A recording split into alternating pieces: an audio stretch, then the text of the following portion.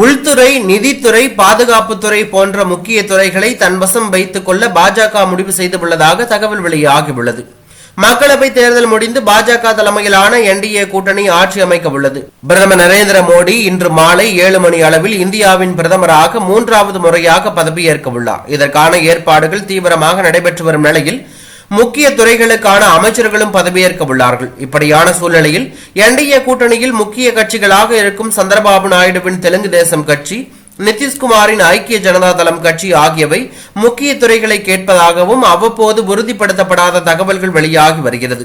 இதனைத் தொடர்ந்து தற்போது தனியார் செய்தி நிறுவனத்தில் வெளியான தகவலின்படி என்டிஏ கூட்டணியில் தலைமை வகிக்கும் பாஜக உள்துறை, நிதித்துறை, பாதுகாப்புத்துறை, வெளியுறவுத்துறை, ரயில்வே துறை, சாலை போக்குவரத்து துறை, சட்டத்துறை, தகவல் தொழில்நுட்பத்துறை, கல்வித்துறை ஆகிய 9 துறைகளை தன் வசப்படுத்த வாய்ப்புள்ளது என்றும் கூட்டணி கட்சிகள் அமைச்சர்களாக, துணை அமைச்சர்களாக கிட்டத்தட்ட 12 முதல் 15 பதவிகளை பெறுவார்கள் என்றும் கூறப்படுகிறது.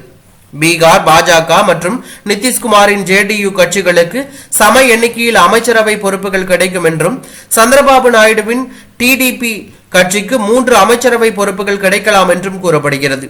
புதியதாக அமையவுள்ள 18வது அமைச்சரவையில் யார் யார் எந்த இடம் பிடிப்பார்கள் என்றும், எந்த கட்சிகளுக்கு எந்தெந்த துறைகள் என்ற விவரமும் இன்று மாலை அதிகாரப்பூர்வமாக கிடைக்கப்பெறும் என்கின்ற தகவல் வெளியாகி பரபரப்பை ஏற்படுத்தி உள்ளது.